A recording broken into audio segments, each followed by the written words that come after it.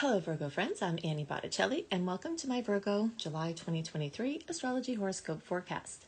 I'm calling the theme of this month 6 secret decisions for Virgos to make in July, and we'll get into that, plus lots more to help you prepare for the astrological weather that's in store in July. This is for you if Virgo is your sun sign, your moon sign, your rising sign, or any other Virgo placement you're watching for. What we're going to talk about here is part of your astrological picture. And if you're a very late degree Virgo friend, so birthday around September 15th through the rest of the sign, or Virgo placement around 23 degrees through the rest of the sign, I suggest you additionally listen to my lead report because you very late degree friends will benefit from both readings.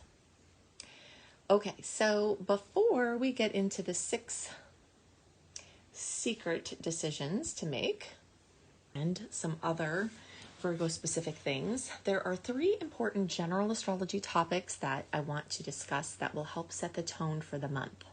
If you're listening to the podcast version and you want to see the visuals that I have this month, then you can go to my YouTube homepage and find Virgo July 2023, my horoscope video.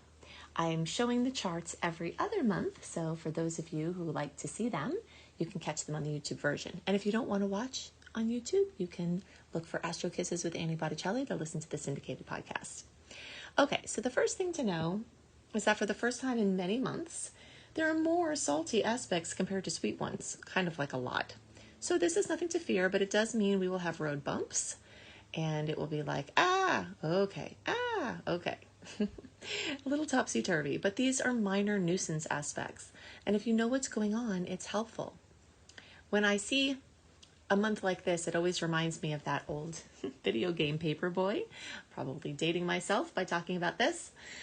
In Paperboy, the kid's just trying to deliver the newspaper, and every kind of weird thing darts out at him in the process. So that's kind of what this is like, where you're just minding your own business and then, oh, there's this thing. Okay, now you're just trying to move along. Oh, there's this blockade or whatever. But if you can have humor and awareness, then it can be much smoother. The second big thing to know is that we have a break from eclipse season. So the April and May eclipses carried some intensity even into June. But now in July and August, we get a break to integrate the radical changes that may have recently been introduced. We are in the process of 2 different eclipse cycles.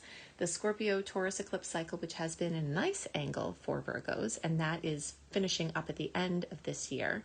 And then this spring or fall for you all down under, we started a new Aries-Libra eclipse cycle that's not in as great of an angle for Virgo. So we've got a mixed bag, and regardless of whatever happened in those months, now we have a little breather.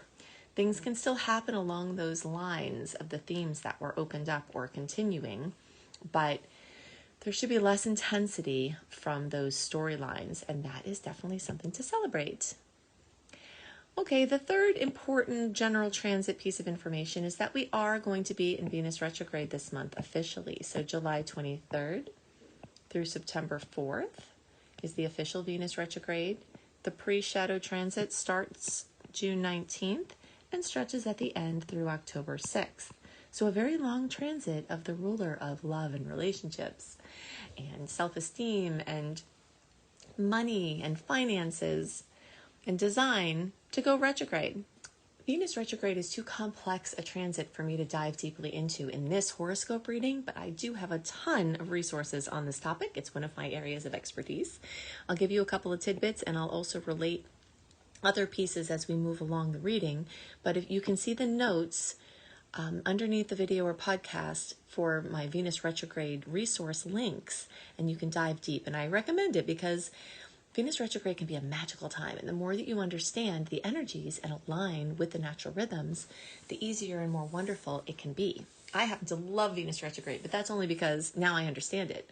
I've gone against everything you're supposed to do and not supposed to do in Venus retrograde before I realized it, and now I really understand this. So take the time to educate yourself through these resources, and it can be really smooth.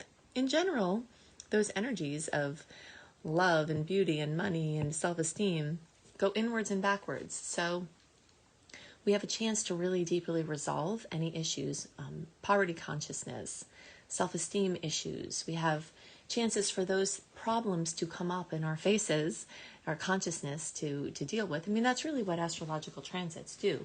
They bring, at the time they connect mathematically into certain configurations, they bring unconscious factors into our conscious experience. So things that were below the surface in your money world, in your love world, in your, aesthetics surrounding you, your environment, all of that, you become more aware and work with it more consciously. Now, all wonderful things can come from this. I mean, either way, it can be wonderful, because even if challenges come up, you can heal them and then you can be better off forevermore. But just pure awesomeness can also come without even having to do work for it, in the form of blessings coming from the past in love or money or confidence. So you can have a restoration of some of these things with this transit. Okay, so now let's get into, there are other things to talk about here, but let's just get into the 6 secret decisions for Virgo to make in July. And they're all going to have to do with this stellium of planets in your 12th house. A stellium is a bunch of planets, basically. It's a technical term for a bunch of planets. And, as you can see this, if you're looking at the visuals, you can see there are these pieces, they're these houses, they're called, are like pizza pie slices, I like to call them. A pizza pie, right? So I like to turn everything into something related to food. But in any case, these houses that we have are fields of experience that we have as humans. I love astrology to be a unifying force in a world that seeks to divide. Astrology can connect us in the places where we're unified. Even though we have different versions of certain types of human experiences, we have so many shared experiences, and all of these represent the areas of life in which we interface with the world, our outer world and our inner world. So this 12th house here that is lit up with Lilith, Venus, which will be retrograde in there for a long time, Mars for a little longer, and star goddess Pallas Athena, is really, in this space of secrets. It's a quiet, private space. And when we have that place lit up, it's time for things to go on behind closed doors. Now, there are many, many different ways all of these can manifest individually and together. But the view I'm looking at here has to do with making decisions. And that's because of the energy of Leo. So Virgos have the energy of Leo in their 12th house. So if you kind of think about how somebody looks, if they know something that you don't, they have a secret and they know something that puts them maybe at an advantage or makes them confident, they're walking with this quiet knowing or this quiet confidence. And you don't know what it is that they're confident about, but you see the sparkle in their eyes. And this is really what I'm seeing for Virgos at this time, because Leo energy is this sparkling confidence, but it's in this house of your quiet, private space. So it's like you have an opportunity to come to decisions, and the power of your quietness about those decisions is actually part of what gives strength and power to these decisions. They don't lose steam. When you say them out loud, when you tell them to someone, they can be debated. You can have someone try to talk you out of it. You can, when you hear yourself say it out loud, you might doubt it. The power sometimes of the decisions we make is in us holding them dear and quiet and taking action on them without letting it be known outwardly. And so each of these planets here, they're players in this storyline of these secret decisions that you can make at this time. So, and of course, these can, be translated infinitely differently, but I'll give you 6 ways that I see that you can use this energy. So the number 1 secret decision for you to make this month has to do with Lilith. Lilith gets a really bad rap, and really has a lot of negative energy surrounding her mythology and, her history with our understanding. But we're not bound to old ways that she's seen. And I am seeing this placement as an opportunity for you to safely and privately release repression. Everybody has something they're repressing. Virgos have a tendency to just get stuff done, be practical. Of course, we know that you're more than just your Virgo side, right? This is just one aspect of your being. But the Virgo energy just goes and gets stuff done, right? Without the fanfare necessarily, unless you have a lot of Leo placements, which, that could tilt things a little bit. But it's just a quiet productivity and alignment with the things that are practical and have to be done. And as such, sometimes emotions, feelings about things can become repressed. And really this is true for every sign, right? Every sign has their way of repressing. With this Lilith placement in Leo in this 12th house for Virgo at this time, it gives you this opportunity to safely and privately release this repression, come to terms with it, write it down, get it out, burn the paper if it's safe to do that. Something where the repression isn't coming out in the form of anger at yourself or somebody else, where it's being released, but it's being released privately and safely. And this can free you up. It's a liberator. This is a liberating placement. So it can free you up for amazing experiences. The second secret decision you can make is to rise up with quiet confidence that comes from the release of these repressed things, and that comes from some of the other things I'm going to list. But this energy of this quiet confidence that you know something about what you're doing and what you're planning that other people might not know, but you're holding it dear to your heart and you're walking with that confidence. The third secret decision you can make is to soften your inner critic. Okay, so I'm targeting Mars for this. Mars is very, very active, so you've had for a few months this energy of Mars really, rumping and bumping in this 12th house, which is your unconscious space. And it might have been revving up and intensifying your obsessive thoughts, your obsessive criticisms of yourself or others or situations. But you can equally use this very obsessive energy to do practices that soften that inner critic. So anything that you can do along those lines. Again, this could be a quiet decision. You don't have to go announce to everyone in your life, okay, I'm going to be less critical of myself in the world right now. But it's that quiet decision that you make to add a little softness. The fourth secret decision you can make, and this is actually a twofold one, is to choose one habit that's bad for you. Okay, so I'm listing this under the Venus retrograde. And this whole time that I showed you these dates, June 19th, through October 6th, and it even starts before then and stretches after then, because Venus is in Leo before and after the actual retrogrades. So for a long time, Venus is in this quiet space. But you especially have all this power during the Venus retrograde of bringing that love, to yourself. So loving yourself more is basically the decision to make. So you can choose to let go of one habit that's bad for you and add one that's good for you. You can do more than that, but this is just an easy, manageable list. Like, make a choice, make a secret decision that you're going to do less of something that you know is not good for you and do a little more of something that is good for you. Number 5 secret decision for Virgos to make is to see your love life in a different way. Some of you might be like, what love life, right? And everyone else can be everywhere else in between. But using this power of Venus to reframe things in your life. Maybe the person you're with is bad for you and you've had rose-colored glasses on. Maybe the person you're with is good for you and you've been hard on them. Maybe, you're having fears that need to be healed and that's why you haven't attracted love.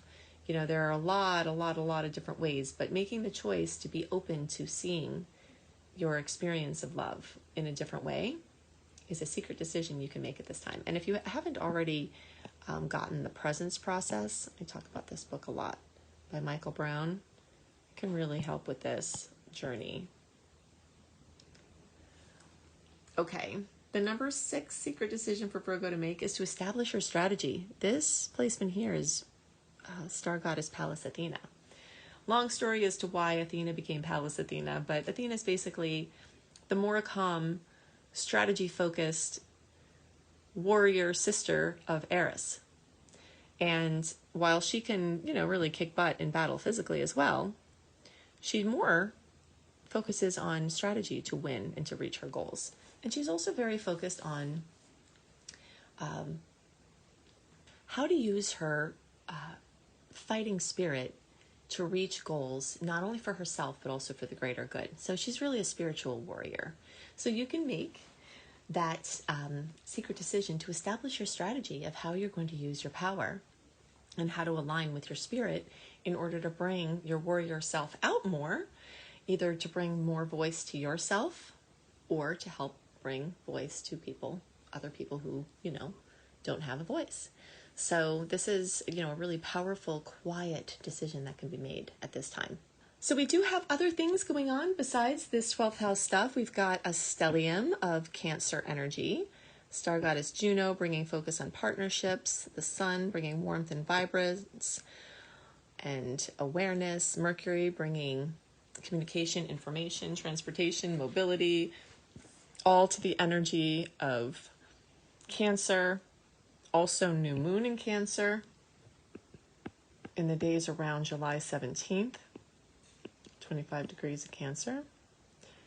And all of that energy is focused on home and family and real estate and housing and home business and, your experience of home. And everyone can get a special kiss from that new moon in the days around July 17th. But those of you who are in the very late degree spectrum, and actually really the late, just the late degree spectrum. So like September 12th through the rest of the sign, the closer to around September 17th or so, or 25 degrees, the more you get a special kiss. But all Virgos can make your new moon wishes for all of the hopes and dreams that you have for your home and family and real estate and housing. Just a lot of good energy around making those dreams come true at this point. And that stellium in Cancer is lighting up specifically for Virgo, the 11th house. And the 11th house has to do with your friendships and your groups and yourself as as a member of a community, internet-based projects, social media. So all of those things will have tremendous energy and oomph. Networking, there might be a lot of opportunities to meet new people or people coming back from the past because the retrograde energy can tend to do that. In the days around July 3rd, we've got a full moon in 11 degrees of Capricorn, bringing fullness, completion, fruition, possibly drama, to a workplace situation or employment or business or a father figure, or you as a father or boss or something authority situation. It can bring recognition or it can bring elucidation of a problem that has been under the surface. This is going to be in a trine formation because this is a fellow earth sign, so everyone can get kisses from this, but those of you who are between 6 and 16 degrees, closer to 11 degrees, the more you get that beautiful kiss. So that's basically going to be like let's go back to our grid here. Well, I'll just rewrite it. Okay, so the last few days of September, like around September 27th, 28th or so, through like that's August 27th, 28th, through September like 6th, 7th, and the closer to around September 1st, biggest kiss, but anyone within this range gets extra kisses. But again, like we talked about with the Cancer new moon, the energy of this full moon is available for everybody. And all earth signs, all will get special potentials from this. So those Capricorn manifestations are true for all zodiac signs. But specifically for Virgo, this is happening for you in your 5th house. The 5th house is ruled by the energy of Leo. So you've got all this Leo, we talked a lot about that. And now you've got it in a more overt outward place. Okay, so all of this was the quiet space. And now this full moon is in this outer space. So maybe, you got a little bit of both here. So fun, Leo energy also relates to fun, creativity, romance, children, things you've always wanted to do. So maybe that time might bring you doing something very fun and enjoyable. And if you have to make plans, this could be a time, like if you're planning a trip or a date or something with your family or something fun you've wanted to do, this could be a really great manifestation time for something awesome. All right, so if you love the dates like I give you with the new moon and the full moon, and you want to know more of the sweet and salty dates and when they might happen and my top favorite dates of the month and the top ones to watch out for, go to anniehelpsyou.com, join my free VIP community by signing up for my email newsletter, and get all my free goodies there. You can also see the interface for all the things I make, including written horoscopes and more, at anniehelpsyou.com. And these links are also underneath the video or podcast. If you want to learn astrology for your own purposes to help yourself, your family, your friends, or to be a professional astrologer, that's where I really shine. Go to loomlife.com, my school, Luminous Life Multiversity, Lume, loomlife.com, and check out my Becoming a Professional Astrologer Mastery Course. I also have other courses there, including some free courses on unleashing your money magnet and wellness courses. If you love my content and you want more, go to my secret star portal at anniebastrology.com. Annie, the letter B, astrology.com. I've got even more goodies of the stuff that you love. I've got my Saturn and Pisces deep dive report. I've got Jupiter and Taurus for all the signs. I've got how to make hard astrological transits easier and integrate the lessons. My deep dive into the sun's movement each month, and your understanding your natal chart, and so much more. So you can join my secret star portal at anniebastrology.com. Definitely look in the notes underneath the video or podcast for those Venus retrograde links to get all geared up to make the most of that. And I hope you have a wonderful month, and I'll see you next month. Bye.